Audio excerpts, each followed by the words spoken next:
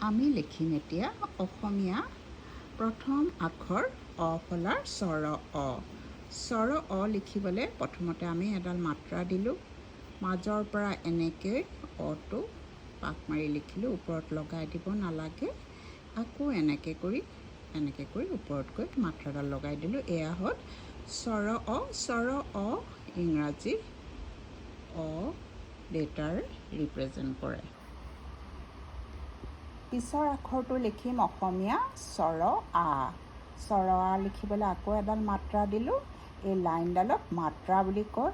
আকৌ মাজৰ পৰা এনেকৈ আৰম্ভ কৰিলোঁ স্বৰ আটোৰ কাৰণে। প্ৰথমতে স্বৰ অটো লিখি তাৰ গাত এডাল এনেকৈ আকাৰ লগাই দিলে কি হৈ যায় স্বৰ আ।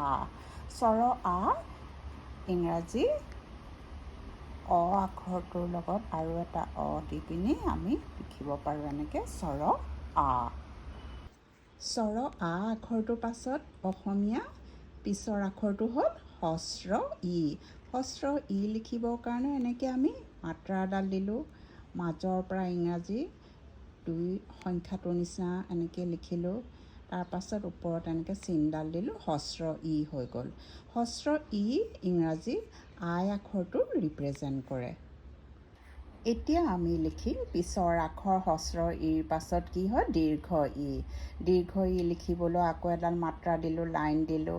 মাজৰ পৰা এনেকৈ হস্ৰ ইটোৰ নিচিনা আৰম্ভ কৰি ষ্ট্ৰেইট আপ এণ্ড কাম ডাউন এণ্ড তাৰপিছত আকৌ এই চিম্বলটো দিলোঁ। এইটো হ'ল দীৰ্ঘ ই। দীৰ্ঘ ই ইংৰাজী ই আখৰে ৰিপ্ৰেজেণ্ট কৰে। দুটা ই দিলোঁ। আমি দিম দীৰ্ঘ ইৰ চাউণ্ডৰ কাৰণে। ঠিক আছে। এতিয়া আমি দীৰ্ঘ ইৰ পাছত লিখিম আখৰ হস্ৰ উ। হস্ৰ উৰ কাৰণে আকৌ মাত্ৰা দিলোঁ। মাত্ৰাক ইংৰাজী লাইন বুলি কয়। মাজৰ পৰা চেণ্টাৰ অফ দ্য লাইন আমি ষ্টাৰ্ট কৰিলোঁ এনেকৈ হস্ৰ উৰ কাৰণে আৰু এইডাল হস্ৰ উৰ ওপৰত চিম্বল দিলোঁ হস্ৰ উ। হস্ৰ উ ৰিপ্ৰেজেণ্ট কৰে ইংৰাজী আখৰ ইউ। ইউ আখৰটো হস্ৰ উ ৰিপ্ৰেজেণ্ট কৰে। হস্ৰ উৰ পাছত আমি লিখিম এতিয়া দীৰ্ঘ উ। দীৰ্ঘ উৰ কাৰণে আমি আকৌ এডাল মাত্ৰা এনেকৈ লিখিলোঁ। প্ৰথমতে লাইন চেণ্টাৰ অফ দ্য লাইনডালৰ পৰা আৰম্ভ কৰিম এনেকৈ আৰু দীৰ্ঘ উৰ আৰু এডাল এনেকুৱা নেজ থাকে, টেইল থাকে আৰু ওপৰত চিম্বলটো এনেকৈ দীৰ্ঘ উ দিলোঁ। দীৰ্ঘ উ ৰিপ্ৰেজেণ্ট কৰে ইংৰাজী আখৰ এলফাবেট অ আৰু ঔ। দীৰ্ঘ উ। দীৰ্ঘ উৰ পাছত আমি এতিয়া লিখিম অসমীয়া আখৰ ৰি। ৰি লিখিবলৈ হ'লে আমি আৰম্ভ কৰিম ইয়াৰ পৰা এনেকৈ কৰি এনেধৰণে আকৌ এনেকৈ আনিম তললৈ চিধাকৈ। তাৰপাছত এনেধৰণে লিখিম।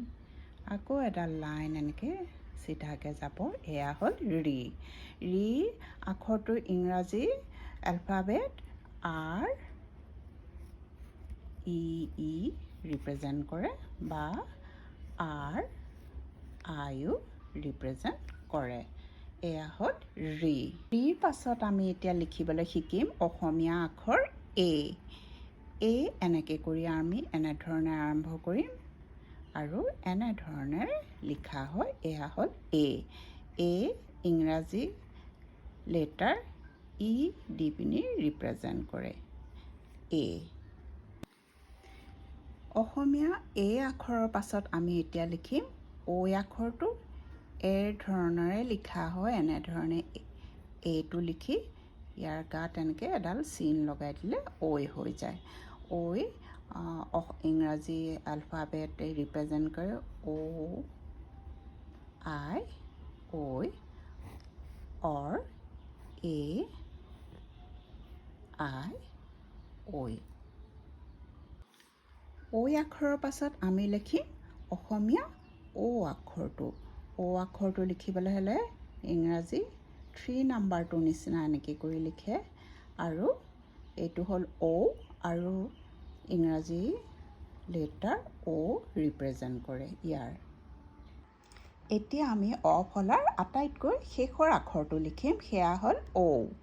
ঔ লিখিবলৈ হ'লে আমি আকৌ ঔ আখৰটোৰ নিচিনা এনেকৈ দি মাজৰ পৰা এডাল চিন এনেকৈ দিলোঁ। এয়া হ'ল ঔ আখৰটো ইংৰাজী এলফাবেট ইউ ৰিপ্ৰেজেণ্ট কৰে আৰু নহ'লে ইউ দি পিনি আমি লিখিব পাৰোঁ এনেধৰণৰ। এয়া হ'ল অ'। অ' ফলা আখৰৰ শেষৰ আখৰটো।